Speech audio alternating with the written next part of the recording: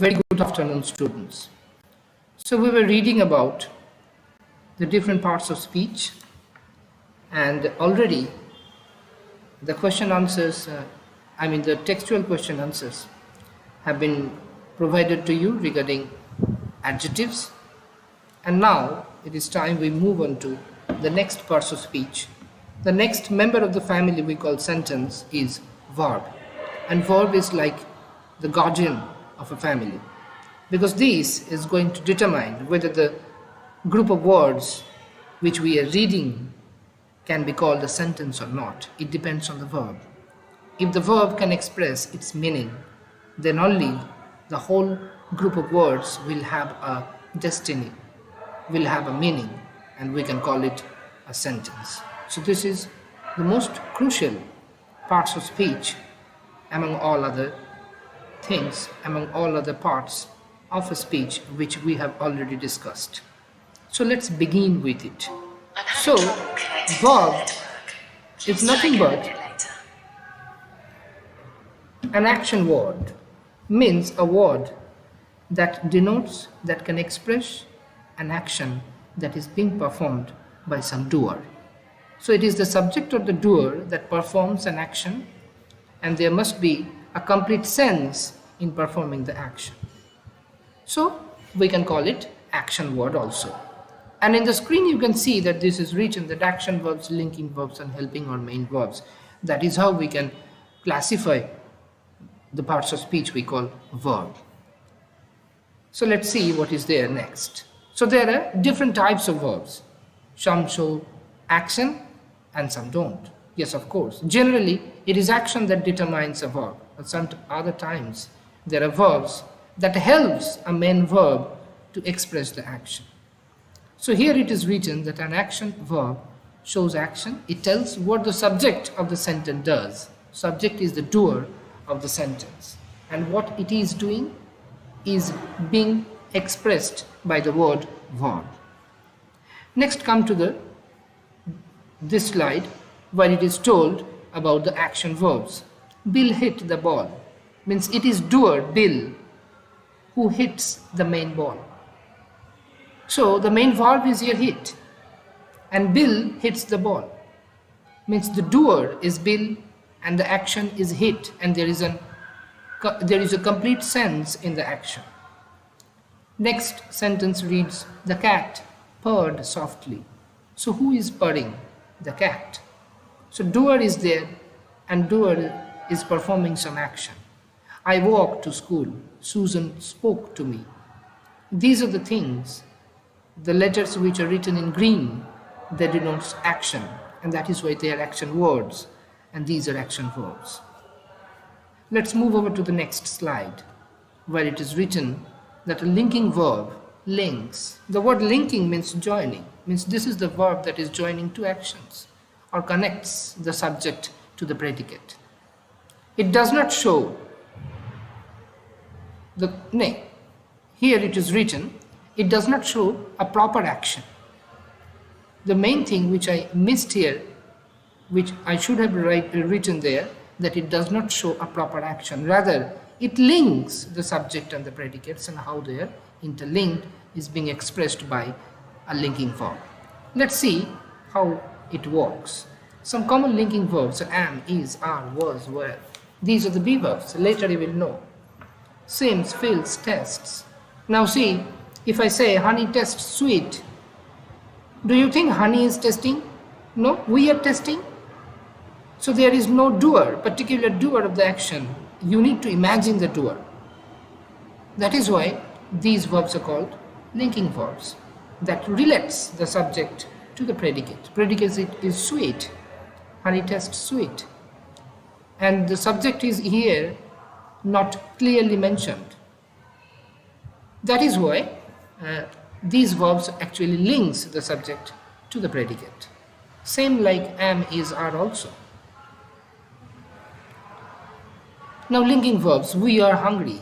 Here the word written in red, this thing actually linking the subject we with the predicate hungry. Because this states what is the condition of the subject we. This does not say what the subject or doer is doing something, because there is no such action which is being performed here. Here, the main subject, something is told about the subject, how they are, or how the subject is feeling, what is the very feeling of that subject, what condition they are. He was late to school, so there is no such direct action which is being performed here. The thing that is being expressed here is that someone was late to school, means he reached there late, beyond the specific time which was mentioned there. The winter is here, I typed, there is a mistype there, you should read it like the winter is bitter for Johnny, or the winter is loathsome for Johnny. Means winter and this loathsome for Johnny, these two parts are being linked by the word is. Next, move over to the other slide where it is written helping verb helps a main verb.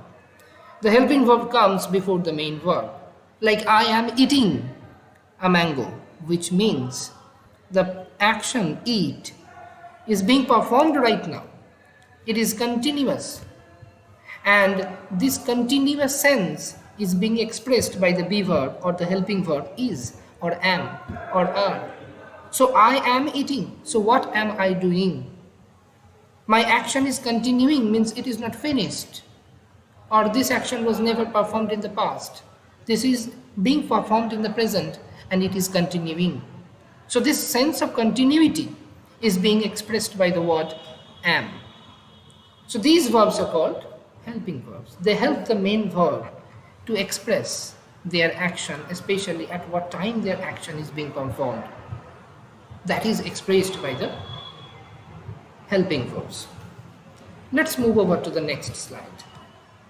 Now helping or main verb. Here it is written I am eating my lunch. I told you. Am is helping verb, eating is main verb. The main action is eating. When this action is being taken place, now this action is taking place, this action is continuing, and that sense of continuity is being expressed by the word am, which is a helping verb. Ed has taken the test. So just now the test is finished. She is still feeling inside the test hall. So this action just now, it began in the immediate past and just now it is completed. So this action is being expressed by the word has. We were talking. So there was a time we were doing something, means our talk, our discussion was going on. There was a particular time for us, for a particular period, this was continuously going on. That sense is being expressed by were. And the main verb is talking, the main action, that is the action. And this action is being more elaborately discussed and expressed by the helping verb were. So that's the very particular job of a helping verb. Practice time in the following sentences. See if you can do it. Do and identify the verb. So this is for your homework.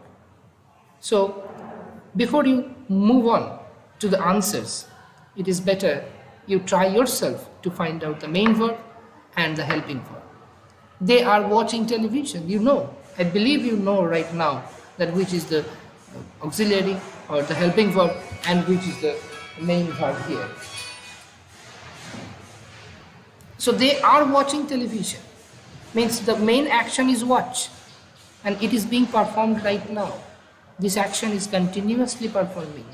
This action is continuing, and that sense is being expressed by the word are, which is a helping verb.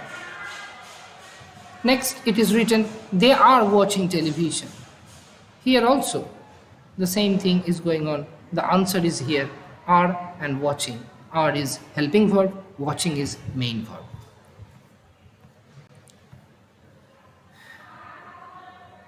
Understood? Here the same thing is written. The verb are and watching. The first are is helping verb and next watching is the main verb. So that is how whenever you read any passage from any subject, try to find it out. Try to find out how many parts of speech are there.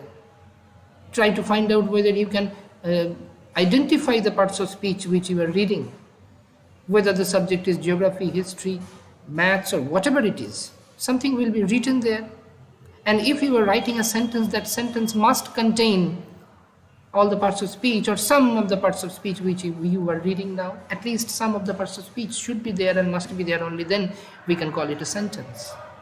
So from those sentences, whichever the subject you are reading, you try to find out the verb and try to understand whether it is main or there is auxiliary verb.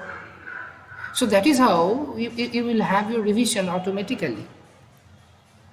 And by reading one subject, you can get idea of other subjects too. You need to amalgamate the whole thing. You can't just continuously read a particular subject. Whenever you are reading other subjects, there also you try to find out if you are finding any kind of similarity, whether you can identify them or not. It is very easier to identify the verb, noun, auxiliary means main verb, helping verb and all this kind of things, subject, predicate. All these things you can find it out in any other subject, whether it is geography, history or whatever, whichever the subject you are reading. Try to find out in the sentences which are written on that about that topic. In that sentences, you can find out the verb, the subject, the object, the predicate, whether there is any auxiliary means helping verb, whether there is any adjective which is used. Try to find it out. Automatically your revision will go on. So that's how you need to practice at home. You need to amalgamate, make a connection in between the subjects, and then you need to make a particular plan how to read it. Once you make the plan, you can succeed without much effort and without any kind of difficulty. So, I hope you will practice the way I have asked you to do, and you will continue to do it, and at last you will find it that this has been so helpful for you, and in the next class you will have to read very less about grammar, these parts of speech, if you read it right now properly. So by and by we will be moving towards the next section of the verbs. I will be sending you the answers, especially your textual answers. But these textual answers are not the limit. You can't just confine yourself within the text and whatever is given there, the exercises. What I told you, that whenever you are reading anything, whether it is a storybook or any other subject or a newspaper, try to find out the things which you are reading in English grammar, whether you can identify those things in any other piece of English writing. Only then your purpose will be fulfilled. So that's all for today, students. Let's call it a day, and we will meet again next time.